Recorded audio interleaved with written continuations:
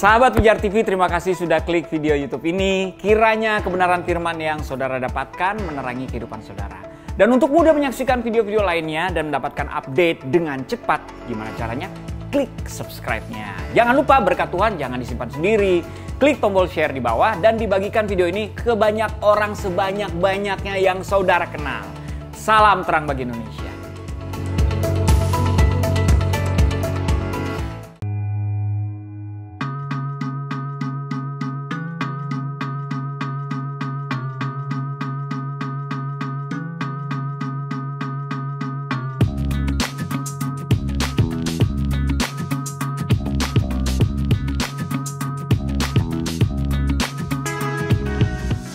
Halo, ketemu lagi di acara Selasa Berbagi. Wah, senang banget ya. Akhirnya kita bisa nemenin kamu semua sore hari ini. Dan saya nggak sendirian, karena ada El, Randy, dan juga ada... Siapa, Mas? Tuhan. Selamat siang semuanya. Perkenalkan, nama saya begitulah. Peter Chris, ya, oke. Dan seperti biasa, di Selasa Berbagi ini, kalau kamu nonton Selasa Berbagi, seharusnya itu menjadi pengingat buat kamu. Apakah kamu udah membagikan perhatian buat orang-orang sekitar kamu? Apakah kamu udah nolong? Kadang-kadang nih gini, kalau misalnya ada orang ya, misalkan kayak ada orang-orang yang nggak beruntung, dia bawa gerobak gitu loh, bawa rongsokan. Kita cuma mau untuk cuekin dia. Padahal itu kesempatan kita untuk nolong dia loh. Kalau kita benar-benar punya hati yang benar-benar mengasihi Kristus, kita juga belajar untuk bisa mengasihi sama kita. Dan kalau kamu juga belum punya kesempatan untuk bisa beritakan Injil sama saudara kamu atau orang terdekat kamu, ini saatnya. Sama seperti yang dilakukan oleh Pijar TV. Pijar TV selalu konsisten untuk selalu menyebarkan kabar baik sampai ke seluruh pelosok Indonesia. Tapi itu semua bisa dilakukan karena ada dukungan kita semua. Oleh karena itu teman-teman, yuk kita sama-sama bergabung dan juga sama-sama membantu apa yang dilakukan oleh Pijar TV dengan menjadi donatur. Kirimkan donasi kamu ke BCA 5055 182121 atas nama Yayasan Pelayanan Media Indonesia supaya kita semua bisa membuat Pijar TV menjadi berkat bagi seluruh negeri ini. Nah, kalau kamu mungkin sampai hari ini berpikir, saya suka ngikutin si Pijar TV, saya suka lihat di YouTube, saya suka lihat di GoPlay ataupun Facebook. Tapi sebenarnya kalau saya mau lihat Pijar TV selama 24 jam di mana?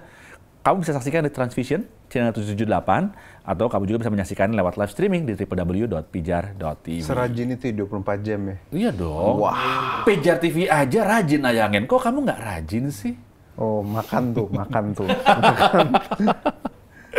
Nah, kalau kamu punya pertanyaan seperti El tadi, atau mungkin punya permohonan doa, atau punya kritik ataupun saran, yuk kirimin ke WhatsApp kita di 0813-8700-7055. Dan ada tim respon Pijar TV yang siap untuk melayani setiap doa, setiap respon kamu. Nah, ada yang menarik nih. Sekarang, kalau kamu mengirimkan pokok doa atau pertanyaan ataupun mungkin kritik pun atau saran ya, kamu berhak untuk mendapatkan buku ini. Untuk sahabat Pijar TV yang beruntung, kita akan memilih untuk kamu bisa mendapatkan buku Harapan di Masa Sukar dari Joyce Meyer. Oke, jadi mulai sekarang yuk kirimin lewat chat lewat 0813-8700-7055. Dan kalau misalnya kamu juga suka untuk mampir ke online shop, udah pernah masuk ke online shop Pijar TV di Tokopedia ataupun Shopee? Karena di sana ada berbagai macam merchandise yang kamu bisa dapetin dan juga ada USB pengajaran dari Bapak Pendeta Esra Soru dan juga Pak Dr. Bambang Nursena. Oke, langsung aja. Sore ini apa sih yang kita mau bahas? Kita sore ini mau ngebahas tentang aliran-aliran yang mungkin selama ini sering kali kita dengar, tapi kita nggak tahu itu apa gitu ya. Ada Mormon, New Age, dan Saksi Yehova. Bedanya apa sih dan apa sih yang kita bisa pelajari dari pembahasan kita hari ini? Kalau kamu mungkin punya komen selama pembahasan kita, kamu bisa tulis di kolom chat ya. Oke, nah teman-teman sebelum kita ngomong lebih jauh nih, mungkin dari Mas Kris deh. Biasanya Mas Kris kan sejarah. Bapak sejarah Indonesia Bapak ya. sejarah Jadi tadi Pijar. apa yang Gue nggak tahu tadi, sejarah tentang Mormon dan Yehova, Saksi saksi. Yehova, New Age sama apa? Protestan deh. Itu cuma lewat saja. Permisi. Apa sih? Boleh tahu nggak sih bedanya? Bedanya Mormon tuh apa sama Saksi Yehova tuh apa sih bedanya? Apa ya? Pada prinsipnya Beda. ya betul, beda. Selain tulisannya beda. Ya, keduanya percaya hal yang berbeda. Mormon, Saksi Yehova, kemudian Kristen juga ketiganya beda, ketiganya tidak sama, ketiganya tidak sah, ketiganya adalah beda. Iya, bedanya apa? Karena gini kan, teman-teman sering kali denger nih, oh Mormon, Saksi Yehova, oh itu beda sama kekristenan, bedanya apa gitu? Pengen tahu aja, untuk pengetahuan kita apa sih? Satu yang paling membuat beda nih yang nggak ada di tempat yang lain adalah Mormon itu mempercayai si Joseph Smith ya, itu sebagai nabi terakhir. Okay. Dan dia mendapatkan pewahyuan, sebuah kitab dalam lempengan gitu kan, yang dengan bahasa Mesir kuno yang hanya dia sendiri yang tahu, gitu. Itu salah satunya. Jadi selain ada Alkitab ya, Injil dan segala macamnya, dia nambahin itu. Gitu. Jadi yang membuat dia jadi dianggap sama kekristenan itu ajarannya agak menyimpang itu apa? Jangankan kita ngomongin masalah pengajaran lebih dahulu gitu kan. Kita ngomongin yang basic ya, yang basic bahwa dalam iman Kristen ya, kalau kita baca atau lihat pengakuan iman rasuli yang paling umum lah misalnya, kita mempercayai kitabnya orang Kristen ya, Perjanjian Lama dengan Perjanjian Baru, yang Perjanjian Lama 39 kitab, Perjanjian Baru 27 kitab, udah gitu. Tak ada tambahannya lagi dan percaya bahwa itu udah final gitu. Ada wahyuan. Itu udah jelas beda. Oke. Nah, kalau Saksi Yehova? Nah, Saksi Yehova menarik lagi. Saksi Yehova itu juga beda ini. Pada prinsipnya mengatakan nih, bedanya jelas dengan kontrasnya dengan kekristenan adalah bahwa Yesus itu bukan Tuhan. Gitu.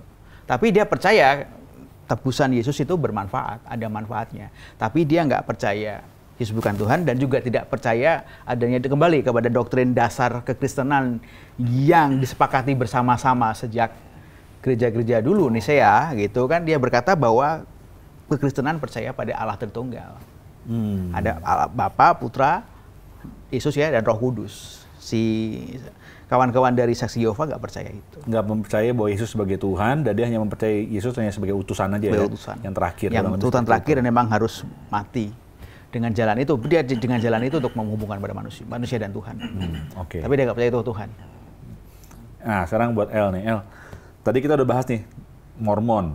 Kita udah bahas Saksi Yehova apa. Nah, kalau New Age itu mungkin bukan kepercayaan ya, tapi New Age itu lebih ke apa sih jadi sebetulnya? Kalau kita nganggap itu sebagai kepercayaan. Mungkin semacam disiplin ilmu ya, semacam meditasi, spiritualitas. Movement kali boleh. Movement, dia lebih bebas sih. Dia bukan,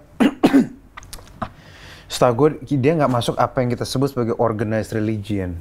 It's more like a philosophy yang orang bisa berdoa. Jadinya dia beda sendiri sih. Dan New Age sendiri di Indonesia tidak terlalu pengaruh besar banget. Cuma memang mereka percaya bahwa Tuhan tuh mungkin kayak energi oleh Tuhan. And it has something to do with that. Kalau misalnya tadi perbedaannya, kenapa Mormon Saksi Yehova, mereka mengklaim diri mereka Kristen. Oh, mereka mengklaim mereka part of Christianity. Bahkan seperti biasa mereka ingin merestorasi kekristenan yang abad satu. Gitu. Merestorasi, memperbarui. Nah, tapi masalahnya kan definisi kekristenan itu apa? Masalahnya mereka gini, kita percaya konsili-konsili itu kan yang mempercayai doktrin yang di situ diputuskan dan disepakati tentang doktrin kekristenan yang paling dasar seperti yang dicapkan Mas Kris. Terus cuma mereka banyak yang nggak percaya. Mereka bilang Yesus itu nggak setara dengan Bapa. Yesus itu kayak demigod lah ibaratnya gitu. Kayak direct creation. Karena mungkin ada yang ngambil dari Amsal yang dia bilang bahwa Tuhan telah membuat aku sebagai permulaan penciptaannya. Ada yang ngambil dari Amsal juga. Itu pandangan mereka. Tapi sebenarnya sebelum kita bilang sesat atau enggak, which is dari pandangan Kristen jelas mereka sesat. Cuma biarlah kita nggak ada salahnya tahu. Iya, betul. Nggak ada salah tahu. Nggak ada salahnya tahu-tahu dikit lah. Betul. Ya. Nah, sekarang kita udah tahu ya sedikit tentang Mormon, udah tahu sedikit tentang Saksi Yehova gitu ya, dan juga New Age Movement lah, kita jadi sedikit tahu. Nah, kan di luar sana sebenarnya ada banyak pengajaran yang kita anggap itu sebagai pengajaran yang menyimpang dari kekristenan gitu kan, ada banyak. By definition. Ya, nah kalau boleh kita share sedikit lagi, kira-kira apa sih yang bisa menjadi tolak ukur bahwa kita tahu nih, ini kalau kita dengar ini tuh berarti dia menyimpang gitu loh. Dalam arti bahwa ini adalah sebuah pengajaran sebuah kelompok atau keyakinan kayak tadi ya, kayak Saksi Yehova ataupun Mormon kayak tadi. Itu apa sih sebetulnya yang kira-kira kita tahu, oh udah ini jangan diikutin ya kalau kayak gini sih. Kira-kira apa Ren atau... Coba Mas Chris dulu, habis itu baru gue. Aku suka dengan sejarah pada saat para rasul ya meresponi ajaran-ajaran palsu ini. Jadi kalau teman-teman buka Alkitab, pasti ada teman-teman temukan perkataan-perkataan tulisan rasul ya di surat-suratnya mereka yang menyinggung adanya pengajaran-pengajaran yang menyimpang sudah sejak dahulu. Paulus juga mengatakan ada Injil palsu yang lain daripada yang kami beritakan gitu. Jadi ada banyak, berhati-hatilah dan seterusnya dan seterusnya. Sejak dulu udah ada. Nah, untuk menghadapi itu semua, menanggulangi itu semua, nggak seperti sekarang keadaannya. Orang bisa mendapatkan resources dari mana saja dan kemudian belajar. Ini langkah yang sangat cerdik buat para rasul. Bagi saya, yang dikerjakan oleh para rasul dan juga bapak-bapak gereja. Yakni credo atau creed. Itu kan isinya kayak esensi ya. Intisari dari pengajaran yang setiap orang pun bisa menghafalkannya. Kita khususnya gereja-gereja kontemporer saat ini itu sangat kurang nih dengan credo ini gitu kan. Yang janganlah inilah ya, jangan ngapalin credo Nicea, apa Chalcedon atau Efesus seterusnya. Betul. Tapi credo para rasul lah gitu kan. Apostolic Creed kan. Itu Anda pahami itu, hafalin itu, bagi saya saat ini ya, itu sudah cukup bagi para teman-teman yang awam gitu kan, kayak yang nggak harus belajar teologi dalam dan segala macamnya, menghafal pengakuan iman rasuli kalau dalam bahasa Indonesia. Tadi gue cari ketemu credo itu, pengakuan iman rasuli ini. Bule. Lama di Bali begitu.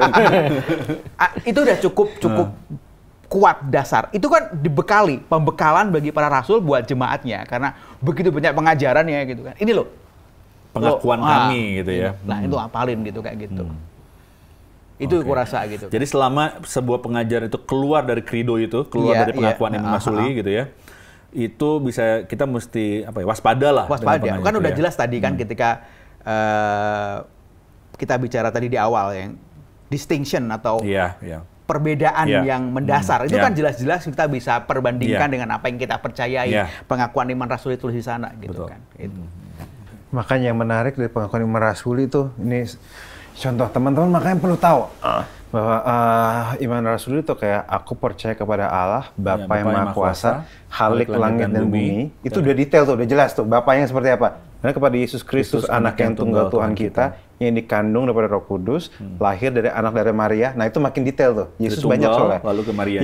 Yang menderita sengsara di bawah pemerintahan Pontius Pilatus, disalibkan, mati dan kuburkan, turun dalam kerajaan maut, pada hari ketiga bangkit pula daripada orang mati. Naik ke surga, duduk sebelah kanan Allah, Bapa yang Maha Kuasa, dan dari sana akan turun menghakimi orang yang hidup dan yang mati. Itu udah jelas tuh. Terus aku percaya pada Roh Kudus, Perjanjian Kudus dan persekutuan orang kudus, kebangkitan daging, orang mati, bangkitan orang mati, dan hidup yang kekal. Jadi semua yang di luar itu sebenarnya masuk kategori agak sesat sebenarnya. Ya karena lengkap ya, Trinitasnya ada di dalamnya, Injilnya ada di dalam, perjalanan tentang dan siapa Yesus juga jelas. Jadi kehidupan saat ini juga kehidupan saat ini, kehidupan akan datang juga percaya juga. Jadi kalau menurut Pak Profesor Joas Adi Prasetya, sorry saya kutip ya Pak ya. Jadi Pak Joas, itu tuh yang paling penting tuh itu adalah ketrinitasan dan kedualitasan Kristus. Bahwa Kristus itu 100% Tuhan, dia adalah Tuhan dan 100% manusia. Selama pagarnya masih dirasuli daerah-daerah situ, serah lu mau main kayak gimana deh. Tapi di luar situ, di luar situ lu udah nggak di playgroundnya lagi aja gitu. Randy mau ngasih masukan juga? Iya. Jadi ya seperti apa yang tadi Mas Chris itu bukan masukan, itu sempurnakan. Kan baru permulaannya cerita gitu. Nah itu yang membuat Saksi Yehova dan juga Mormon itu nggak termasuk di dalamnya, karena kan Saksi Yehova itu Iya. lebih tepatnya disebut Unitarian. Dia percaya Unitarian. Bapa, dan Yesus itu bukanlah Allah yang menciptakan, tapi dia sempat ada momen di mana dunia, keadaan ini tidak ada, Yesus tidak ada di sana dan Bapa menciptakannya. Nah, itu kan udah bukan Trinitas. Nah, sedangkan kalau si Mormon ini jadinya Triteisme. Allah Bapa sendiri, Yesus, Roh Kudus sendiri. Gitu kan. Nah, kalau si New Age sendiri, apa dia? Akulah Tuhan. Iya, God is me. Iya, manusia itu bisa jadi Tuhan atas dirinya sendiri. Bahkan ya disebut panteisme juga bisa. Tuhan tuh ada di setiap benda, ya, dan setiap benda itu bisa jadi Dan Tuhan. kita adalah Tuhan-Tuhan kecil kan sebetulnya. Nah, Ya, betul. jadi ya itu di luar dari batasan tadi kan, Trinitas. Nah, tentang Tuhan kecil itu kita juga harus hati-hati, bahwa sebenarnya memang Alkitab bilang kita Betul. istilahnya ada partaking divine Yes. nature. Makanya orang Ortodoks mengatakan ada satu konsep Betul. namanya theosis. Betul. Deifikasi yang kita on the way jadi, yang disebut orang Protestan menjadi seperti Kristus. Serupa dengan Serupa dengan Kristus, Nah. tapi bukan Kristus. Tapi ini yang menarik nih. Tadi kita bicarakan tentang apa perbedaannya. Kita bicara juga apa sih garisnya atau batasnya bahwa sebuah ajaran itu sesat atau enggak gitu. Dan kita makin perjelas bahwa Mormon gitu, New Age Movement, dan juga dari Yehova juga ada penyimpangan di sana. Tapi yang uniknya nih, kita temuin juga nih beberapa artikel dan juga apa yang kita sering juga lihat sendiri-sendiri gitu ya. Contoh nih ya, rekan-rekan kita nih, baik itu yang Saksi Yehova contohnya gitu ya. Mereka itu kalau misalkan kayak apa ya, pernah bikin suatu acara besar di Jakarta, di Gelora gitu ya. Itu mereka tuh, kan kita anggap mereka tuh menyimpang ya pengajarannya. Tapi mereka tuh kalau misalnya bikin acara, dari awal sampai akhir tuh, itu bisa bersih gitu loh. Marketingnya bagus. Sedangkan kalau kita nih, kekristenan gitu ya, bikin AKR gitu ya, Paskah kah, Natal kah, ibadah apapun gitu ya, itu bisa dipastikan 90% lah. Kamu nggak bisa bilang 100% juga gitu. 95 lah. 95 ya. Oke. Itu tuh kalau misalnya keluar, boilah itu sampah ngegunduk gitu di tempatnya masing-masing. Oh iya. Kenapa kita yang nyata-nyata menyatakan bahwa kita yang punya kasih, kita yang menyatakan kebenaran, tapi kok kita nggak bisa melakukan dengan benar ya kebenaran itu sendiri ya. Salah satu contohnya adalah ada aja dulu kecil. Tentang kebersihan aja. Kenapa sih bisa kayak begitu bentuknya? Teman-teman punya pandangan? Ya itu contoh anak Tuhan yang katanya mengasihi Tuhan dan mengasihi sesama, tapi dia nggak merasa bahwa gedung itu sesamanya dia. Ya langsung diam. Karena gedung bukan semuanya dia. Iya karena apa namanya, mereka ngerasa bahwa mungkin tidak merasa bahwa kebersihan itu sebagian dari iman mereka. Padahal itu PPKN bukan Alkitab. Mereka merasa bahwa mungkin yang penting mengasihi Tuhan, yang penting masuk surga, nggak peduli yang lain kalau bisa kebauan dengan sampah mereka. Itulah keegoisan orang-orang terpilih. Keegoisan orang terpilih. Tapi kan itu jadi nggak mencerminkan ya bukan masalah keegoisan aja. Orang tuh jadi bingung gitu, yang sesat tuh yang mana jadinya? Kalau kayak sebenarnya begitu. yang seberang tuh marketingnya bagus kan ya, rapi, bersih gitu kan. Ya marketingnya bagus. Dia salesman-nya bagus mereka. Ren, coba bantu Ren. Ya, Daripada ngomong marketing Ren. gua rasa itu satu satu bentuk koreksi juga, bentuk teguran, evaluasi buat kita sebagai anak-anak Tuhan. Memang kita harus diakui sih, kita seringkali terlalu berfokus kepada hubungan kita dengan Tuhan. Ya kan kekristenan kan selalu tentang hubungan, relationship. vertikal gitu kan, hubungan kita dengan Tuhan, sampai kita lupa dengan bagaimana kita Keliling. berhubungan dengan tentunya sesama, belum lagi nanti tentang alam, keadaan yang ada di bumi. Ya memang rumah kita di surga, kita aminkan itu. Tapi kan kita masih hidup di bumi yang fana ini, benar gak ya? Emang. Bumi Makanya orang fana. Kristen suka norak. Dia kira ini bukan rumahnya, makanya dia kotorin aja. Padahal hanya memang kalau kosan emang lu kotorin. Emang kalau misalnya gue datang ke rumahnya El, berarti gue berhak ngotorin rumahnya El. Nah itu poinnya. Jadi makhluk-makhluk ini nih yang over rohani ini perlu di nggak jadi deh. Nah itu gue rasa perlu juga bagi kita yang dikasih privilege untuk menyampaikan firman, ya kan, menjadi perpanjangan tangan Tuhan, menyampaikan kebenaran bahwa ya it's good untuk bicara tentang hubungan kita sama Tuhan, tapi jangan lupa juga isu-isu sosial yang sedang terjadi di sekitar kita. Belum lagi soal ekologi, keadaan alam, ya kan? Jangan sampai nanti orang Kristen, wah semua udah lagi ngomongin soal bagaimana menjaga ozon, ya kan? Terus orang Kristen bilang, itu mah nggak penting, yang penting masuk surga. Itu kan pasti jadi satu hal yang ironis, dan mungkin orang di luar Tuhan akan bilang, ya ini mah nggak menguntungkan sama sekali bagi keberadaan kita. Nggak punya value sama sekali di masyarakat. Aduh, males banget tuh. Gitu sih. Mas Kris gimana? Value itu kata yang saya cari. Value. Nggak punya nilai sama sekali di masyarakat. Value yang disepakati bersama harus selalu dikerjakan secara konsisten. Akan menjadi sebuah budaya. Culture. Yang by default, tanpa sadar, kita sudah akan terus melakukannya. Kayaknya menarik ya, waktu dulu gitu kan,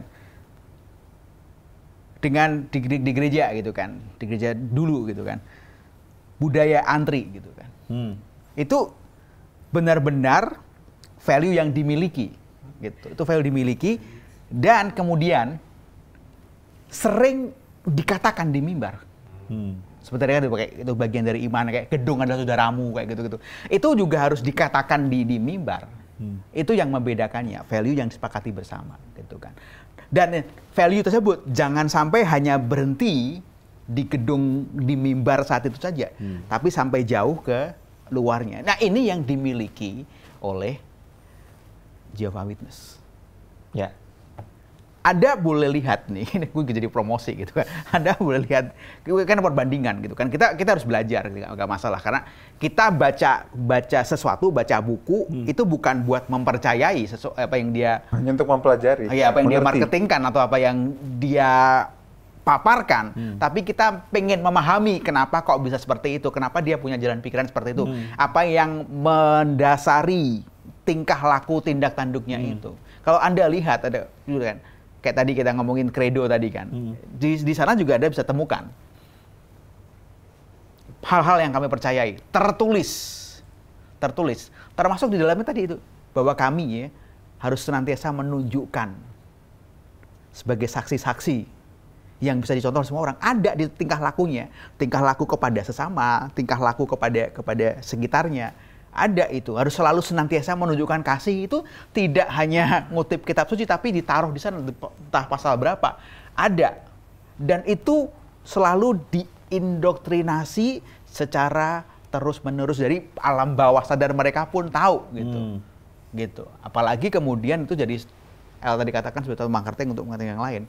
Tapi yang jelas tadi, tidak ada kesepakatan bersama, tidak ditulis misalnya gitu kan, dan juga tidak didengungkan dari mimbar soal yang Randy katakan tadi, bahwa mengasihi sesama itu konkretnya begini loh, jarang, nggak ada gitu kan. Khotbah seperti itu nggak ada, jarang gitu kan. Banyak kan ngambang gitu kan, kasihlah sama gitu kan, sama manusia seperti dirimu sendiri. Itu modelnya kayak apa itu nggak ditujukan. Ngambang, gitu, karena orangnya juga nggak melakukan yang khotbah itu. Iya, kan cuma dengar doang, yang satu dengar doang, yang satu cuma bisa ngomong doang. Nah, yang sementara tadi kawan-kawan JW ini selain diindoktrinasi, tertulis, dicontohkan dan didorong terus-menerus gitu dari depan sono gitu. Bagaimana itu tidak terimplementasikan dalam kehidupan sehari-hari. Kirain mau pakai ejawanta. Kagak. Itu kata sakti buat yang lain gitu. Ejawanta. Nah, selesai berbagi ini kan selalu kita ngebahas pertanyaan-pertanyaan yang masuk dari pemirsa ya. Ini ada pertanyaan nih, teman-teman boleh siapa dulu yang jawab, boleh silakan. Ada pertanyaan gini, Kak, apakah karena kita orang-orang Kristen merasa terlalu privilege karena status anak Tuhan, sehingga kita nggak bisa jadi contoh buat masyarakat? Jadi sebenarnya kita ngasih kesempatan buat aliran-aliran sesat ini untuk menjangkau orang belum percaya karena kita sebenarnya suka jadi batu sandungan? Ya itu bisa jadi salah satu faktor. Karena kita sebagai anak, merasa diri sebagai anak dan akhirnya jadi manja. Nggak bertingkah kayak anak. Nah, nggak bertanggung jawab dalam kehidupan ya. itu bisa menjadi satu faktor batu sandungan juga gitu loh. Jadi ya aku rasa pertanyaan ini bisa menjadi evaluasi juga kan buat setiap kita gitu. Apakah kita sudah menjadi anak yang mencerminkan siapa bapak kita? Iya. Gitu. Tapi ironis ya, nggak tahu. Ironis banget kan kalau misalnya kita akhirnya jadi batu sandungan daripada harusnya kita yang menjangkau gitu loh. Hashtag sering terjadi di mana-mana. Di Ini gue berbagi sedikit ya. Gue sebagai pengkhotbah menyukai hal-hal yang sifatnya praktis dengan alasan. Jadi gue kalau bagi sesuatu bagi praktis dan ada alasannya. Gue menemukan bahwa ini ya mungkin ini baru asumsi, tapi asumsinya ada dasarnya. Pada waktu orang tuh ngomong soal Tuhan bahwa relationship dengan Tuhan dan sebagainya, orang bisa sampai amin. Aminnya tuh gampang banget. Tapi begitu diajak untuk bertingkah seperti anak Tuhan, matanya kosong. Padahal gue ngasihnya tuh yang simpel banget, yang bener-bener yang sehari-hari, matanya kosong. Kayak mereka tuh cuma mau sayang-sayangan sama Tuhan, nggak mau sayang-sayangan sama orang lain, nggak mau bertanggung jawab sama hidup ya. Nggak mau sayang-sayangan sama pohon juga. Nggak mau sayang-sayangan sama pohon, nggak mau sayang-sayangan sama lantai, nggak mau sayang-sayangan sama udara. Karena mereka lebih sayang sama wifi dibanding udara gitu. Kayak, ya nggak apa gunanya, memang udara cuma buat nafas doang kan, nggak ada gunanya kan. Satir. Iya, jadi itu yang gue lihat sih. Dan memang itu juga lahir kayak nggak mau nyalahin juga ya. Memang ada khotbah-khotbah yang oversimplifikasi, yang khotbahnya cuma bilang, andalkan Tuhan, bersama Tuhan pasti lakukan perbuatan gak perkasa. Nggak salah loh, itu bener. Betul. Itu bener semua. Tuhan bisa kirim mujizat, itu semua bener. We believe that. Cuma kalau dia tidak mengerjakan hal-hal yang bersifat pengelolaan, tidak menghidupi gaya hidup seperti anak Tuhan, minimal bertingkah seperti anak lah. Iya. Bertingkah seperti anak kerajaan yang merepresentasikan kerajaan bapaknya. Itu aja minimal. Ya akan sulit ya. Soalnya kita gini, ini yang saya percaya, penebusan menjadikan status kita jadi anak. Itu fix. Nggak bisa diubah lagi. Penebusan tuh itu yang dilakukan. Tapi apakah penebusan langsung mengubah cara hidup kita? Enggak juga. Proses. Itu butuh proses, butuh latihan. Nah, latihan itu yang kita sering cuekin. Padahal jadi anak Tuhan, bertingkah seperti anak Tuhan itu dua hal yang sangat berbeda. You can be anak Tuhan, tapi tingkah lo kayak setan. Makanya perlu dilatih. Dan royal family pun gue belajar, royal family itu aturannya banyak banget. Kalau misalnya kita, kalau Bapak di surga itu raja, kita tuh masuk royal family. Royal family ya nggak heran cara hidupnya lebih sedikit nggak biasa dibanding yang lain. Ya itulah, panjang ya ngomongnya.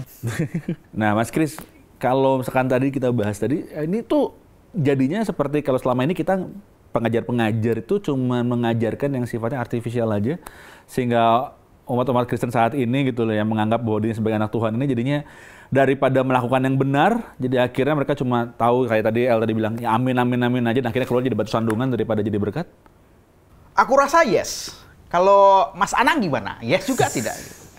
Aku rasa yes gini. Asik. Yesus juga merasakan keresahan yang sama ketika di abad pertama dulu, karena ya tadi orang-orang Farisi, orang-orang ahli Taurat, para agamawan pada masa itu juga menekankan pada hal-hal yang artifisial, pada hal yang di permukaan saja gitu. Kita lihat ada perumpamaan yang orang yang berdoa ya, berseru-seru di tengah jalan itu kan. Orang yang menunjukkan berapa jumlah persepuluhan, berapa jumlah persembahannya gitu kan.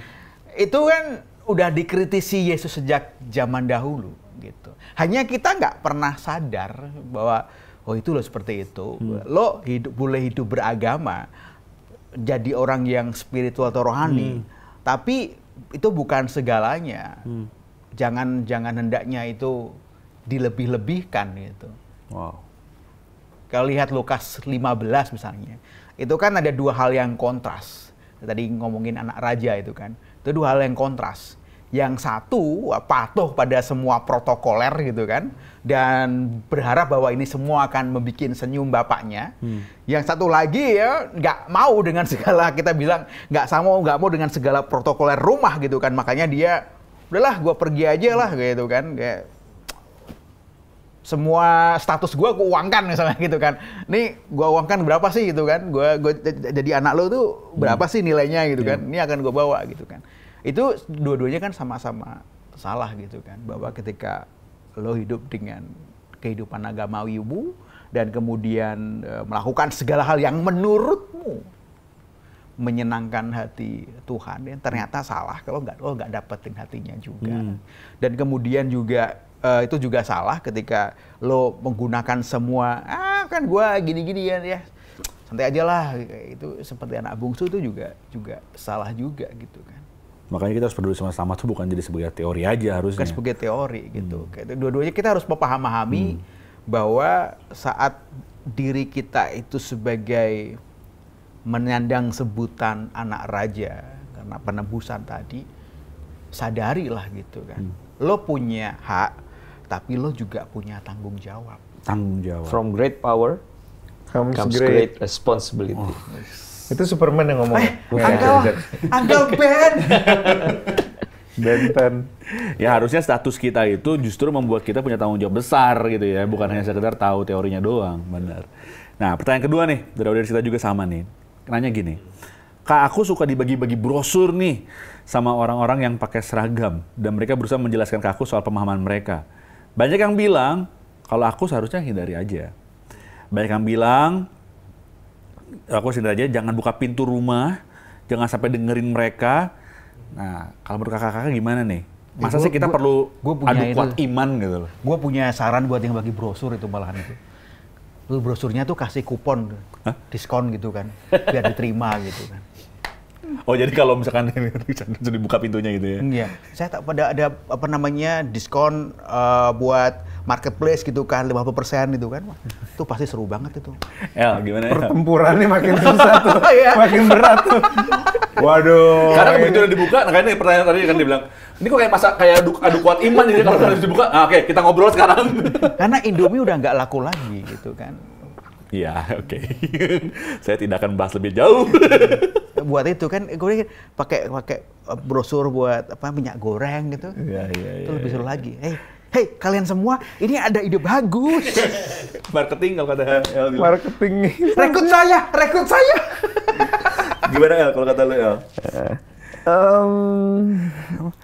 Masa sih kita perlu adu kuat iman? Gimana ya? Itu hakmu sih mau nolak atau menerima sih ya. Nggak mau ngobrol juga nggak apa-apa. Misalnya kamu udah kamu lihat mereka tuh kayak keausan gitu misalnya. Ya kalau kamu memang tergerak mau terima aja, kasih minum bisa suruh pergi, udah.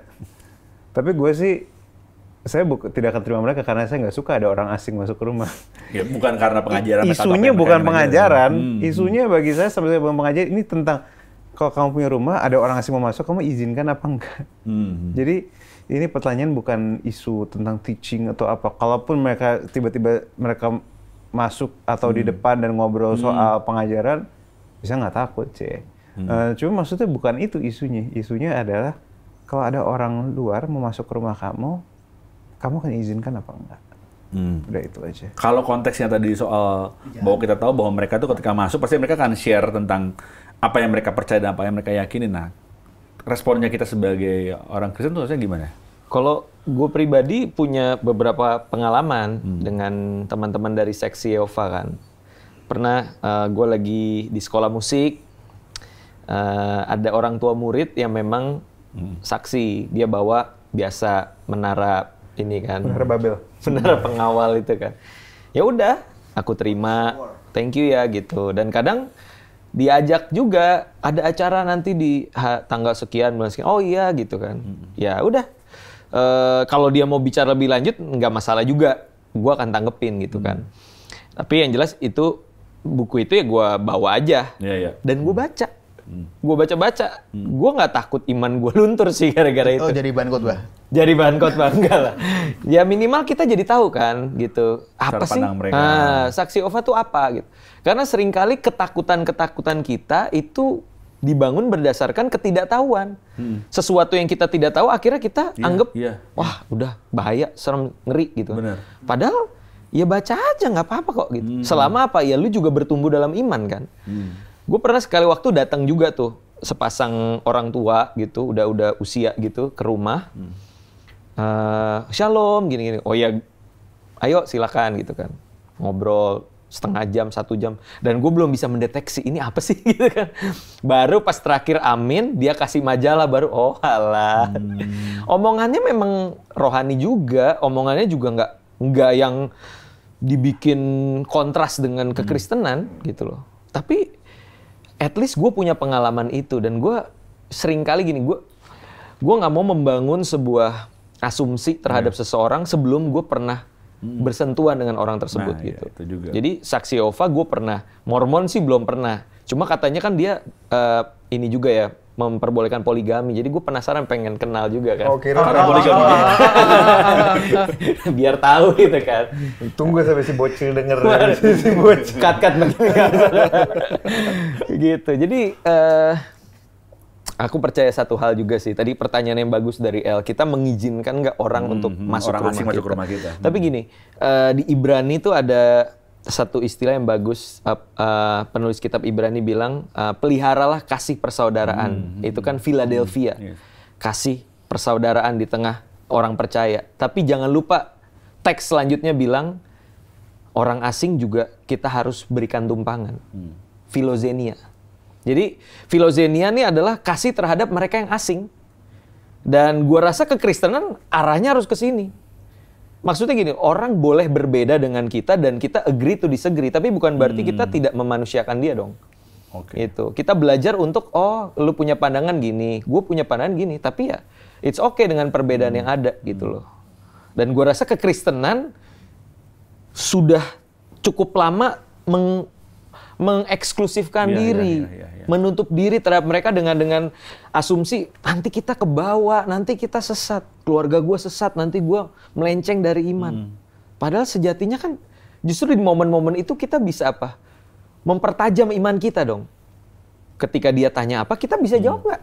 Gitu loh. Dan bisa nggak kita menjelaskan siapa Yesus Kristus yang kita percaya kepada mereka? Penginjilan juga kan? Betul. Gitu. Mas Kris punya... Gue tadi sadari, lo sadari nggak sih? Dalam beberapa episode ini tuh, si Randy itu selalu bawain tesisnya dia.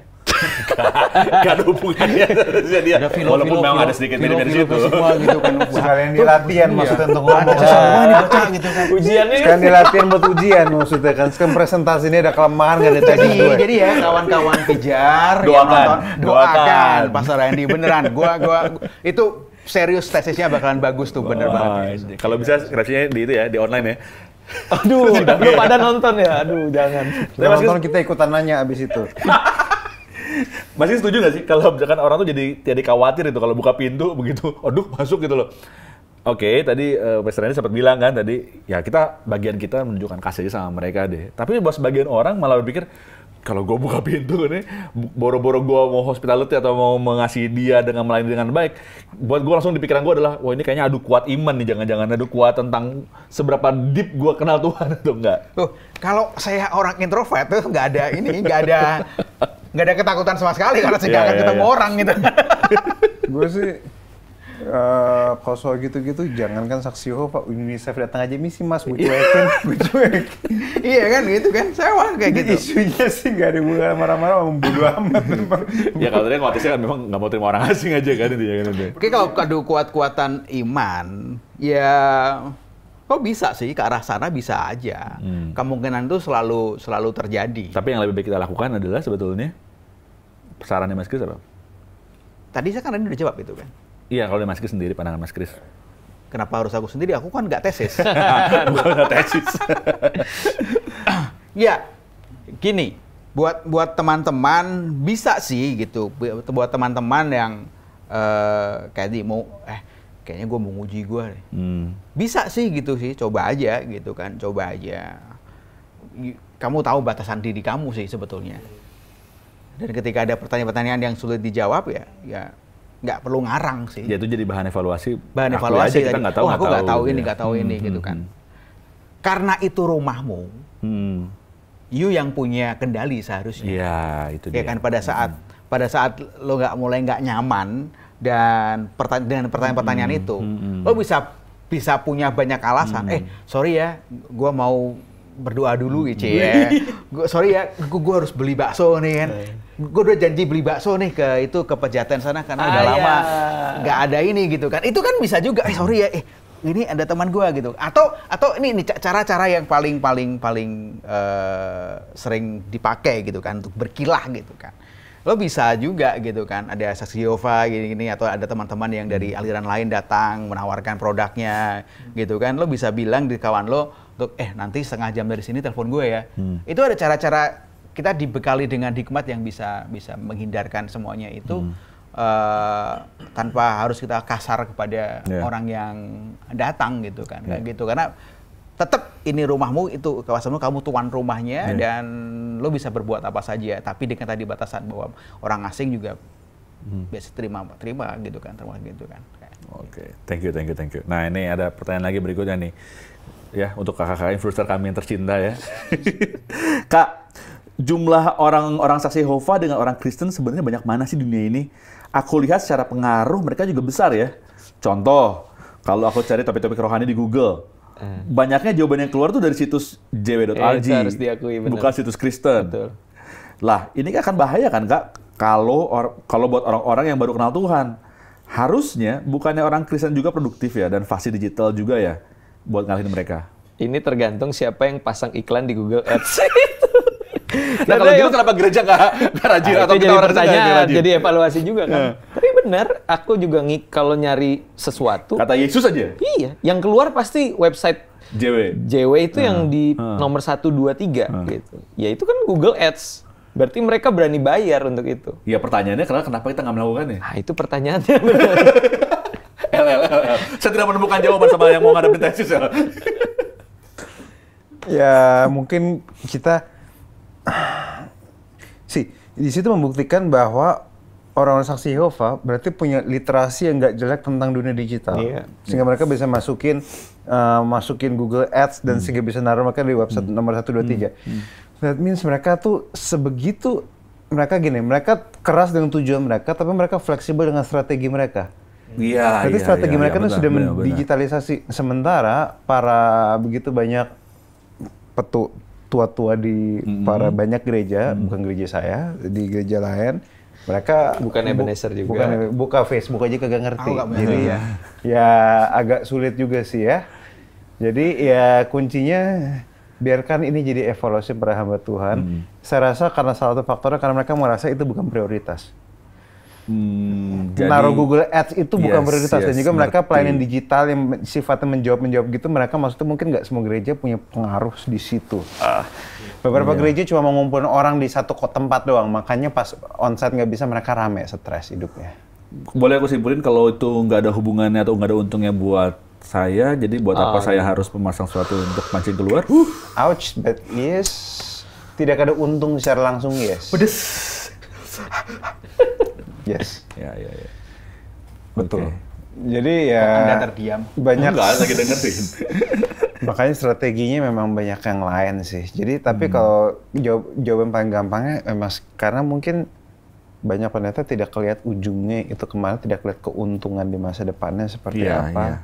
Sehingga mereka milih udahlah nggak ngapain. Ya siapa tahu kan JW sudah melakukannya, nanti lagi NW yang melakukan itu kan ya.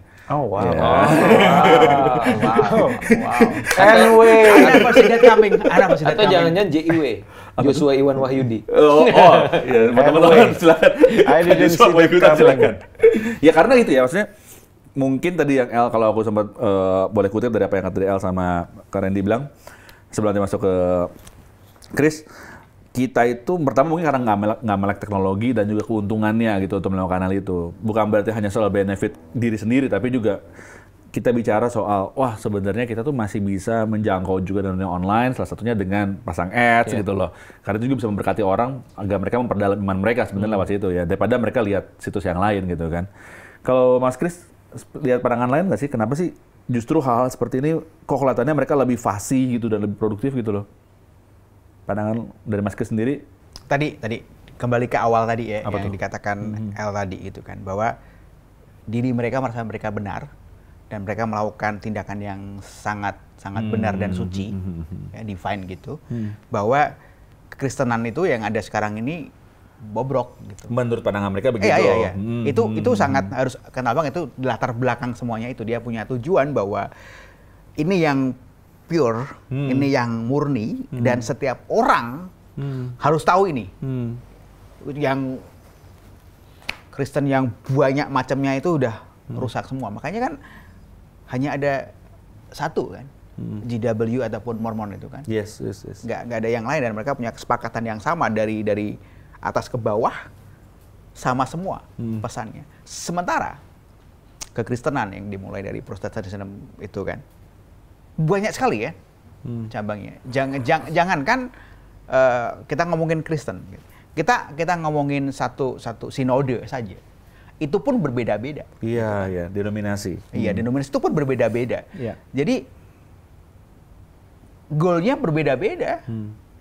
Jangankan melihat jauh ke depan, melihat diri sendiri punya goal aja mungkin nggak tahu gitu kan, apa yang goal menjadi yang tahun berapa nih gitu kan. Vision tahun berapa nih? Iya kan itu. Sementara secara global, ini kita bicara tiga aliran ini punya sama, seragam semua gitu.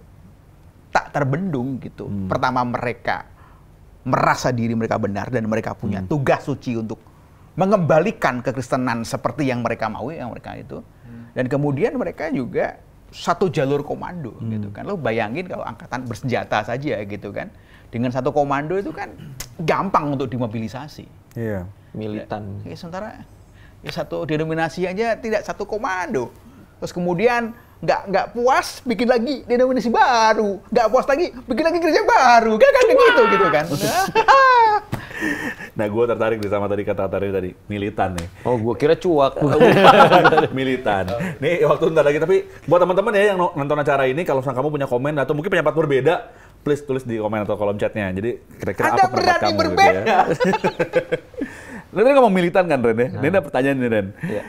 Kak, orang-orang aliran yang dianggap sesat ini sebaiknya diinjili atau dihindari? Banyak saran untuk menghindari mereka. Takut goyah iman mungkin. Kalau untuk teman-teman agama lain, kita kan sering disuruh untuk menginjili. Tapi kenapa orang-orang aliran ini malah lebih sering kita disuruh hindari? Nah, itu dia. Aku nggak tahu ya. Apa yang membuat orang memilih untuk menghindari? Ya, bisa jadi itu karena sejujurnya kita tahu iman kita lemah. Ya nggak sih? Kita nggak punya fondasi yang kuat, sehingga ketika orang itu datang, nanti anak-anak gue bisa terpengaruh. Keluarga gue, makanya diusir-usirin. Nah, itu yang gue pikir. Kalau tadi soal bicara keamanan, hospitality, kita punya rumah, itu different case lah ya. Tapi kalau didorong oleh rasa takut itu, ya mbok kita yang evaluasi diri dong. Artinya sama ini pengenalan kita kurang dalam kan kepada Tuhan. Dan harus mujizat doang. Nah, justru kan dengan itu kan momentum, itu kan sarana kita juga untuk memberitakan Injil. Mau dia urusan nanti bakal percaya atau enggak, itu belakangan. Tapi kan dia jiwa yang Tuhan hadirkan di hidup kita, dan kita bisa berbagi. Dan betapa nggak perlu ribet kan, kita nyari-nyari orang yang nggak mau denger, nggak mau terbuka. Lah ini ngajak ngobrol kita, datang. Ya nggak salah kalau kita ngomongin, iman lo seperti itu, kalau iman gue seperti ini. Itu kan hal yang fair gitu loh. Dan buat gue, jangan dihindari sih kalau menurut gue. Justru kalau kita masih mau menghindari mereka, pertanyaannya apakah itu didorong oleh rasa takut kita karena kita merasa iman kita belum firm, ya kan? Atau ya berarti memang ya nggak tahu sih, kitanya emang perlu bertobat sih kalau kekristenan. Satu kesimpulan itu. Iya, kita perlu berubah sih ketika menghadapi sesuatu yang berbeda dengan kita kayak gitu. El, ini kan beda El, bukan masalah masuk rumah atau nggak masuk rumah nih El. Ini lebih masuk, ini masalah soal gini, soal kalau misalnya orang-orang yang kepercayaan lain gitu kan, ayo injili mereka, amanat agung, beritakan. Tapi kalau misalkan ada tentang Mormon atau siapa, udah lebih baik pilih untuk tidak berbicara sama mereka lah. Kalau tadi Randy bilang mungkin kita yang harus evaluasi diri, kita mungkin fondasi imannya kurang kuat. Kalau dari lu pandangannya apa? Ada benernya juga yang Randy bilang. Ada juga sisi nggak pengen cari ribut. Ada juga sisi yang kayak bodo amat. Tapi lebih kemana sebenarnya? Tapi kalau misalnya takut, mungkin karena faktor katanya ada istilah bahwa orang Saksi Yehova tuh suka banget untuk memutarbalikan sesuatu seakan-akan sehingga mereka yang jadi yang benar gitu. Ya. Twist. Padahal sebenarnya belum tentu juga maksudnya. But anyway, bagi saya sih saya akan bilang apa yang Petrus bilang. Siap-siaplah kamu memberikan pertanggungjawaban pada imanmu.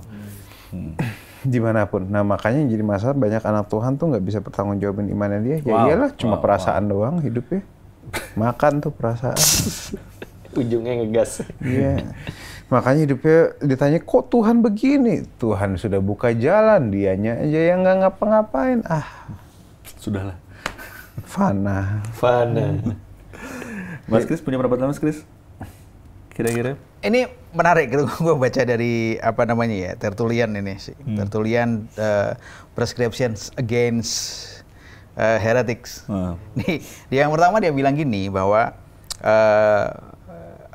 di introductionnya dia ngomong gini, heresies must exist ya, even abound. They are they are approbation to faith. Artinya Adalah nggak ada ini gimana? bahwa bagaimanapun juga ya sejak awal gereja sebelum Tertullian sekalipun penyesatan dan ajaran sesat sudah ada. Dari dulu juga udah ada, betul. Dan memang harus ada. Betul. Gitu kan.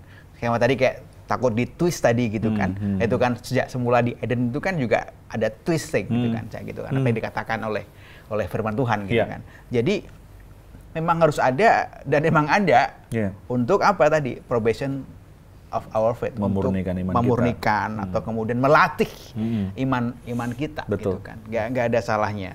Jadi nggak ada salahnya. Di zaman dulu saya kurasa ya bapak-bapak gereja ini kayak tadi ya diajak ngobrol gitu kan. Walaupun pada akhirnya ada yang salah juga kemudian dikucilkan ya, ada keputusan yang salah atau dikucilkan. Itu nggak ditiru. Tapi kemudian kalau diajak ngobrol dan pengen tahu, nah itu bisa ditiru di situ sih. Jadi kita belajar di sejarah itu kan tidak mentah-mentah semuanya diambil gitu kan. Apa yang bisa kita pelajari kita ambil dan kita kembangkan di era modern ini gitu kan, sikap mereka. Yang salah ya kita koreksi dan nggak perlu ditiru lagi kan gitu. Nah itu menariknya gitu. Jadi memang ada, dia nggak bilang harus nggak ada, dimusnahkan segala macam, nggak ada ngomongin gitu. Emang itu ada dan nggak bisa dihindarkan, Aku rasa dalam setiap ajaran kita nggak ngomongin Kristen saja, akan selalu ada upaya-upaya tandingan yang mengatakan diri mereka paling benar, paling murni ajarannya, didapat langsung dan kemudian ada yang mengatakan, oh iya, aku dapat revisi nih kayak gitu kan. Ini baru lagi nih udah revisi ini, lo salah gitu kan, pewahyuan dan seterusnya. Akan selalu ada dan itu akan ada. Makanya untuk menguji apa yang kita yakini benar atau tidak, itu memang harus ada. Jadi penting sekali lagi kita selalu ngomongin di Selasa Berbagi ini bahwa penting ya untuk mendidik ya, penting untuk mengajarkan, penting untuk membuka setiap jemaat literasi yang ada gitu. Jangan hanya dijajali dengan hal-hal yang ngawang-ngawang gitu kayak gitu. Kagak lah, kita saatnya untuk mendidik dan mencerdaskan gitu kan. Karena ya kalau ngomongin gereja perjanjian baru, ya Paulus mengatakan ada fungsi-fungsi dalam jemaat yang harus ada gitu kan. Selain ada gembala, harus ada teacher, harus ada pengajar di sana gitu. Ada penginjil juga, tapi seringkali yang kelupaan adalah nih guru nih kagak ada, teacher di mana gitu kan. Ada begitu banyak orang yang nih bapak-bapak kompleks. Pastor-pastor ini pasti akan banyak sekali menghadapi ya kan, influencers ini menghadapi begitu banyak pertanyaan-pertanyaan yang mendasar yang seharusnya yang kayak gini kenapa nggak kamu tanyakan di your home own church gitu kan gitu kan harusnya gitu. Itu yang kita kurang. Jangan ya betul lah Anda bicara soal harapan, itu benar harus ada gitu kan. Saya katakan bukan sesuatu yang lo harus ajarkan di hari Minggu. Kagak gitu. Tapi ada seasonalnya gitu kan. Kelas khusus. Kelas setahun ada tiga batch gitu kan. Ngomongin ini, udah gitu aja. Jadi bukan berkelanjutan, cukup untuk memperlengkapi jemaat Anda ketika menghadapi tamu-tamu dan orang asing yang datang ke rumah, bisa merespon mereka dengan penuh kesopanan dan keramah tamahan orang timur, tanpa harus merasa setuju dan tidak setuju lalu mengusir mereka. Kalau dasar pondasinya kuat, kata Yesus nih, mau ada hujan badai, ya rumah itu akan tetap berdiri. Betul. Nah itu dia tadi ya. Nah, kalau kita tadi dengar ya selama 1 jam ini kita ngobrol bareng Randy, bareng El sama Peter Chris, bahwa sebetulnya bicara tentang Saksi Yehova, New Age Movement, Mormon, itu mereka, kita akui bahwa mereka melenceng dari pengajaran tentang kekristenan. Tapi satu hal kita mesti belajar juga tentang kedisiplinan yang mereka punya. Seringkali kita mengerti soal kasih, tapi kita hanya mengerti dalam hal teori, tapi nggak pernah praktekin dengan sungguh gitu loh ya. Soal teladan, soal bagaimana mereka bisa bersih, bagaimana bisa bersahabat dengan alam, dengan gedung yang mereka pakai, itu harus jadi teguran buat kita. Tapi satu hal lagi, yang lain tadi yang kita sempat bahas juga adalah bahwa kalau mereka datang ke rumah atau misalnya kita bertemu dengan kita, bagian kita adalah tetap menunjukkan kasih sama mereka. Tanpa harus takut bahwa kita, wah kalau yang lain sih kita bisa sebarkan tentang Injil, tapi kalau yang ini sih kita hindari. No, justru itu sesuatu yang salah. Justru kalau kita tahu bahwa ada sesuatu yang kurang, yang kita belum tahu tentang kekristenan atau mungkin fondasi iman, fungsi kita apa? Dimuridkan. Fungsi kita adalah belajar lebih lagi di rumah kita, di gereja kita, untuk kita bisa bertanya, kita bisa belajar firman secara personal, bangun hubungan dengan lebih baik lagi dengan Tuhan. Justru ketika kita mulai ada pertanyaan-pertanyaan iman, itulah sebetulnya adalah alarm yang tepat dalam diri kita untuk kita bisa lebih pengen punya perasaan tahu, pengen belajar lebih dalam lagi tentang Tuhan. Jadi saya percaya bahwa kita semua bisa jadi berkat, kita tetap bisa menyampaikan kabar baik kepada siapapun, maupun juga kita kepada Mormon, New Age Movement, ataupun juga ke Saksi Yehova, karena bagian kita adalah menyampaikan kabar baik. So, oke, teman-teman, itu saja mungkin. Thank you buat Randy, El, dan Peter Chris. Kita ketemu lagi minggu depan di acara Selasa Berbagi. Pijar TV, salam terang bagi Indonesia.